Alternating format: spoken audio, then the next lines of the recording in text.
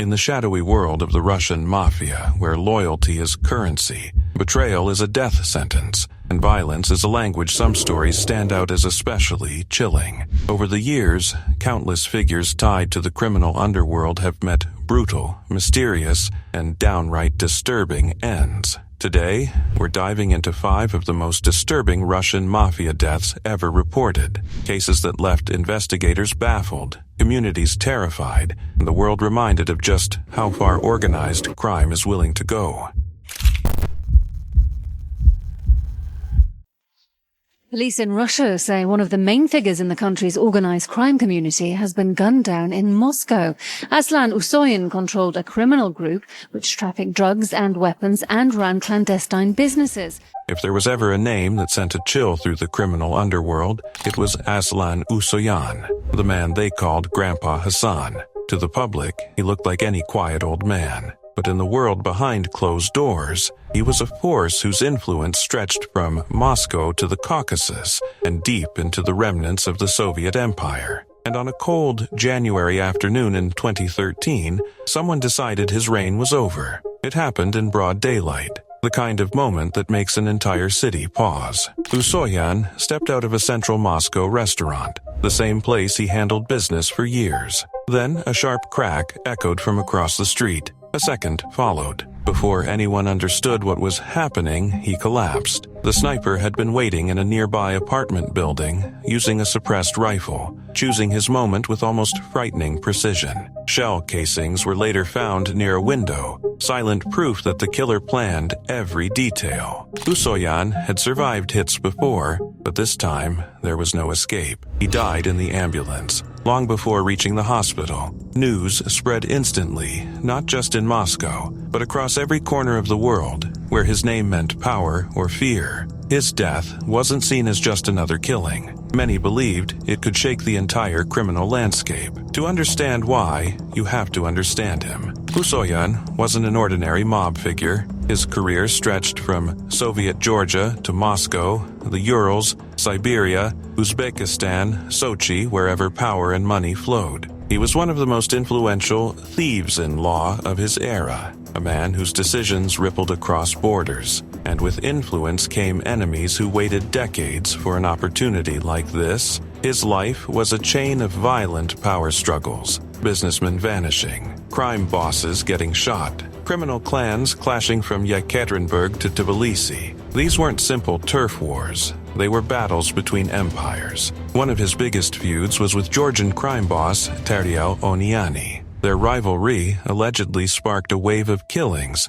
including hits on Usoyan's lieutenants working on the lucrative Olympic construction projects in Sochi. Even high-profile crime figures like Vyacheslav Ivankov, Yaponic, were caught in this deadly web. He too was killed by a sniper in 2009.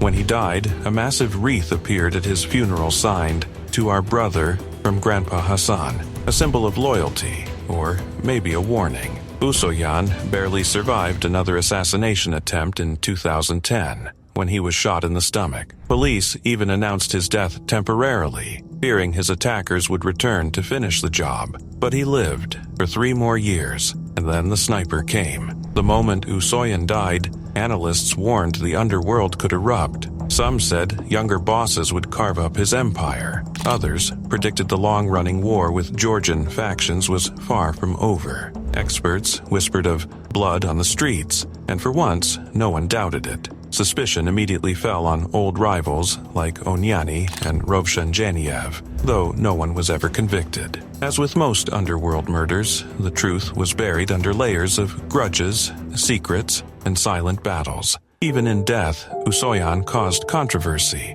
His family attempted to fly his body to Tbilisi, but the airport refused the plane. Why? No one ever agreed on an answer. What people do agree on is this: his assassination marked the end of an era, a final sniper shot that took down one of the last great Soviet-era crime bosses and reshaped the balance of the underworld forever.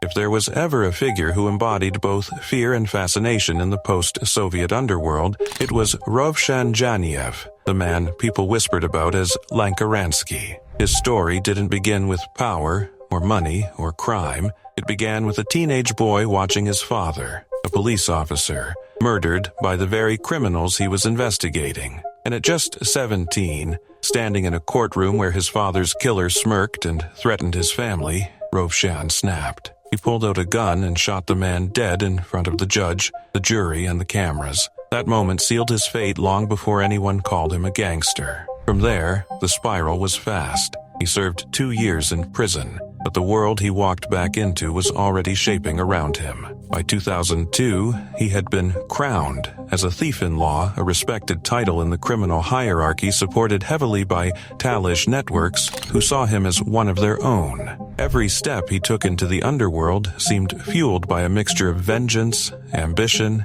and survival instinct. His rise wasn't subtle. In the early 2000s, he allegedly shot a well-known Baku crime boss in broad daylight. He was beaten so brutally afterward that doctors claimed he developed a mental illness, a detail that helped to get him released early. But the minute he was free, he disappeared from Azerbaijan and surfaced in Moscow. And that's where everything changed. In Moscow, Rovshan didn't just join the criminal world, he shaped it. He built power fast, controlling Azerbaijani gangs, running rackets, and stepping into battles that stretched across borders. His influence was strong enough that some believed he was absorbing entire ethnic networks under his authority. With power came enemies, and one of them was Aslan Usoyan, Grandpa Hassan, one of the most feared figures in Russia's criminal history. Their rivalry became the stuff of underworld legend. When a sniper tried to kill Usoyan in 2010, eyes immediately turned to Rovshan. He was arrested shortly after in Ukraine,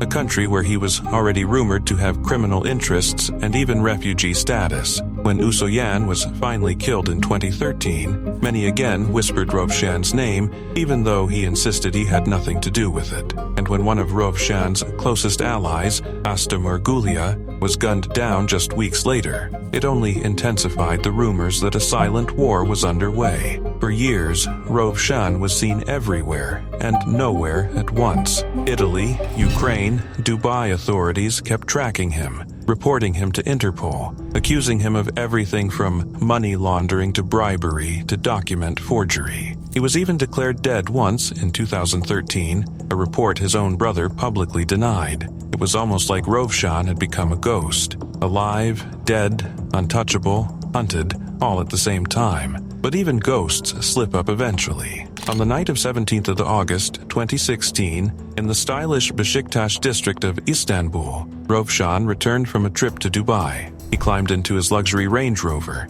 an Azerbaijani license plate still gleaming on the back, completely unaware of what waited for him. As the SUV pulled away, a hail of automatic gunfire tore through the vehicle. His driver died instantly. Rovshan was rushed to the hospital, but the wounds were too deep, too many. Hours later, he was gone. His assassination shook the underworld. This wasn't some dark alley hid in Moscow. This was Istanbul, a major international city struck by a coordinated, professional attack. It sent one message loud and clear. No one was untouchable. And if there was any doubt that Rovshan had become a mythic figure, his funeral ended the debate. His body was flown back to Azerbaijan on a private jet owned by billionaire Mubaraz Mansamov. When the plane landed, more than 25,000 people gathered to mourn him. A criminal to some, a folk hero to others. Writers and analysts later said people admired him because he did what ordinary men wished they had the courage to do: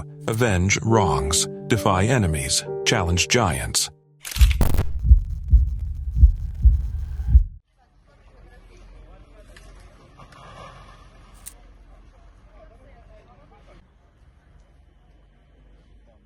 It was supposed to be an ordinary evening in the quiet village of Kushchevskaya, the kind of place where people left their doors unlocked, where families gathered around dinner tables, where the biggest disturbance might have been a stray dog barking at night. But on 4th November 2010, that illusion shattered forever. In one house, warm lights glowing, children still awake in darkness arrived in the form of a gang that locals had whispered about for years. A gang protected so deeply by corrupt officials that people joked they were the real government. Except nothing about them was funny. What happened next still haunts Russia. 12 people were slaughtered in a single night. A wealthy farmer, server Amitov, his family, 4 children, their visiting friends, and everyone inside that home became a target. Some were stabbed, some were strangled, others were shot. The brutality was so extreme that investigators later said even seasoned officers struggled to process the scene. And here's the part that chilled the entire nation. This wasn't a gang war. This wasn't revenge between criminals. These were civilians, innocent families, children. This was a message from men who believed they could kill anyone they wanted and walk away untouched. The alleged leader behind it all was a man named Sergei Tsapok, a local businessman, a former politician, and according to prosecutors, someone who ruled the village with fear for almost a decade. Residents described him as untouchable. The police turned a blind eye. Officials protected him. People were so terrified that they stayed silent even as intimidation, extortion, beatings, and disappearances piled up. And then the massacre finally pushed everything into the light. Suddenly, the entire country was watching. The media descended on the village. Survivors spoke about years of fear. Other towns and villages began confessing their own stories of harassment, threats, corruption, running deeper than anyone realized. The Kushchevskaya massacre ripped open a truth the government desperately avoided. Organized crime hadn't disappeared after the 1990s. It had adapted, blended into local power structures, and thrived. The trial that followed was gripping and devastating. Tsapok and several gang members were accused not only of the killings, but abduction, rape, and years of violence committed in plain sight of authorities who did nothing. Even their downfall felt eerie. Before Tsapok died of a stroke in prison in 2014, 3 of his close accomplices committed suicide, 2 of them just days apart. It was as if the story refused to end quietly, as if the darkness that hung over Kushchevskaya had one final gasp left. Documentaries, TV shows, and investigative reports followed, but none could fully capture the shock of that night. Even political analysts later admitted the massacre disrupted Russia's carefully constructed narrative, the idea that chaos belonged to the wild 90s,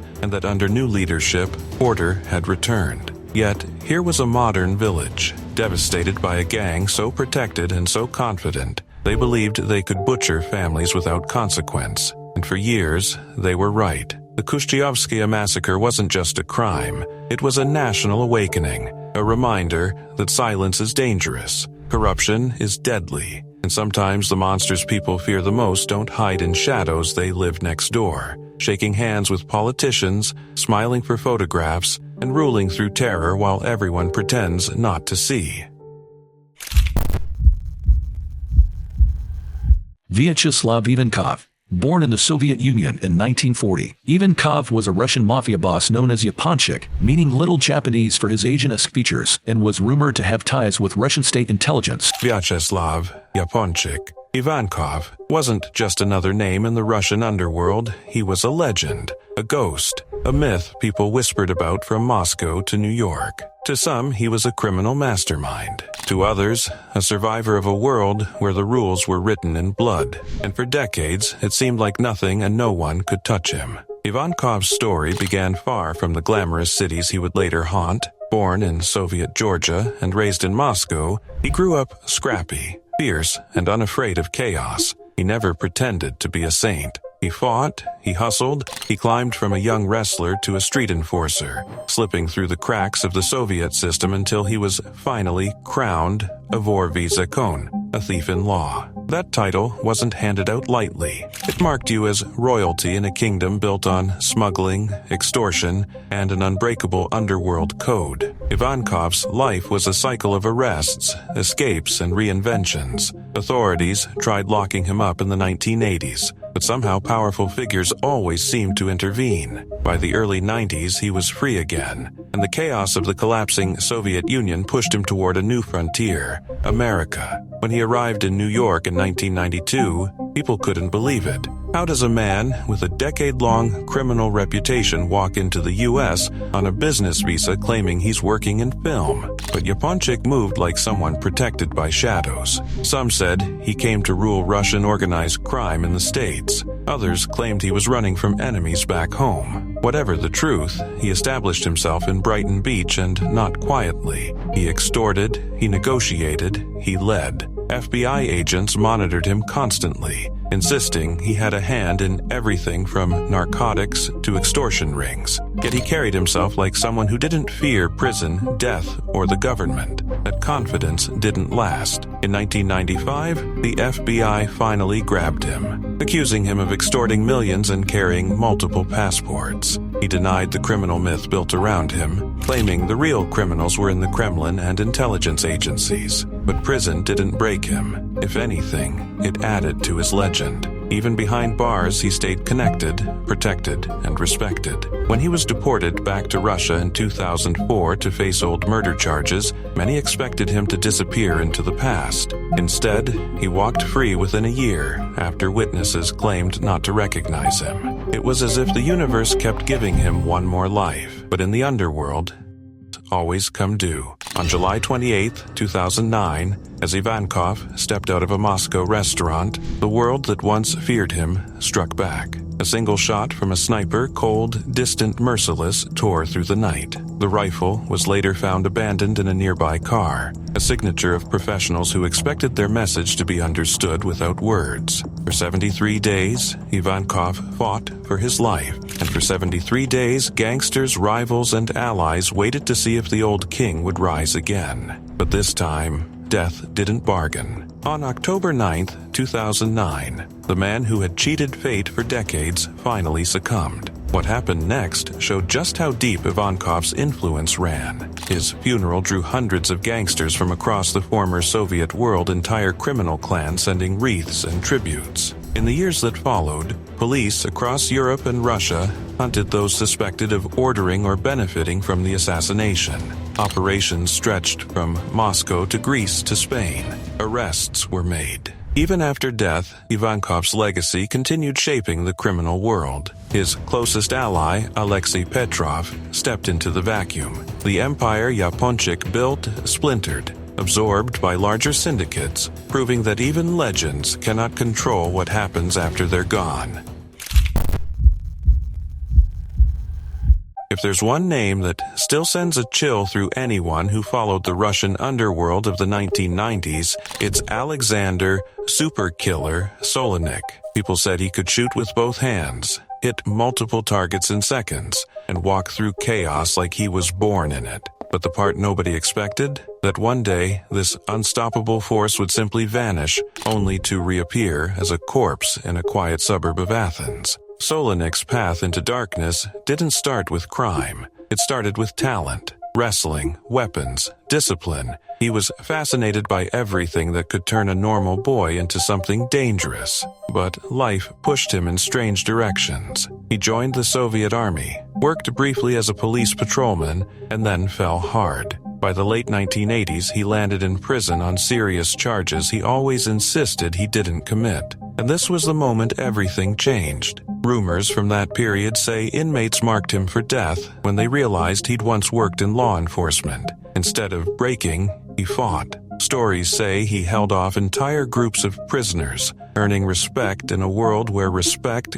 keeps you breathing. But prison bars never held him for long. Not once, but twice, Solanik escaped, slipping through the system. Each time he resurfaced, he was more dangerous, more determined, and more closely tied to rising crime groups. By the time he returned to Kurgan, he wasn't just a fugitive, he was a recruit, a weapon, a man hired to settle scores that others were too afraid to handle, and he handled them, one by one. In the early 90s, Russia's underworld became a battlefield, and Solanik became one of its most feared players. He was linked to hits on major crime figures, men surrounded by bodyguards, men who thought they were untouchable. He walked into crowded clubs, streets, parking lots, and pulled off assassinations that stunned even veteran investigators. Some say he was methodical. Others say he was emotionless. Either way, his name rose to the top of Russia's most wanted lists, and police across Moscow Moscow hunted him relentlessly,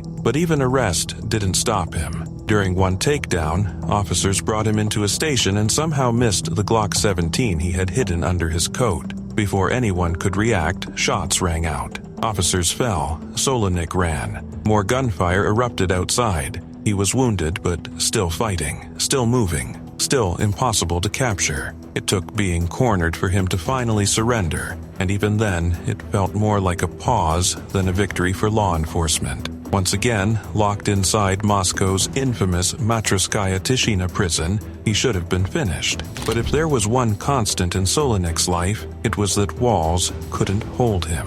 In 1995, he staged another escape, the kind you only see in heist films. A mannequin was left under his blanket. A guard, allegedly working for the mob, slipped him a weapon and rope. And then he was gone, rappelling down the prison walls into the night like he had never been there at all. This time, he didn't hide in Russia. He disappeared completely. Months later, whispers out of Athens started spreading. A mysterious Russian man in luxury villas, a private security force, parties, deals, and dangerous alliances. When the truth came out, authorities realized what they were dealing with. Solanik had rebuilt his empire in Greece. Reports say he had around 50 men under him, access to weapons stockpiles, and contracts stretching into Europe. For a man who had spent years hunted, he was suddenly living like a king. And then, without warning, the story took its darkest turn. On January 31st, 1997,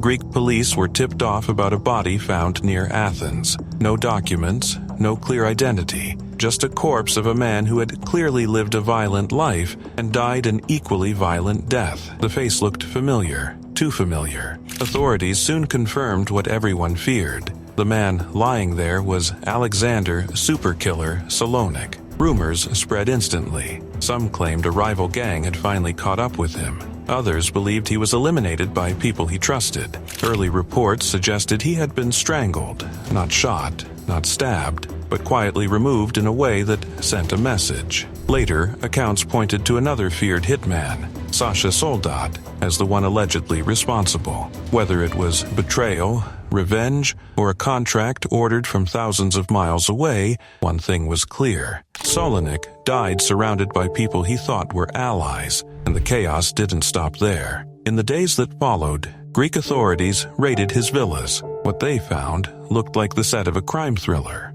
Weapons hidden everywhere, documents hinting at upcoming hits, including one allegedly planned in Italy. The empire he built crumbled overnight, exposing networks and operations no one even knew existed.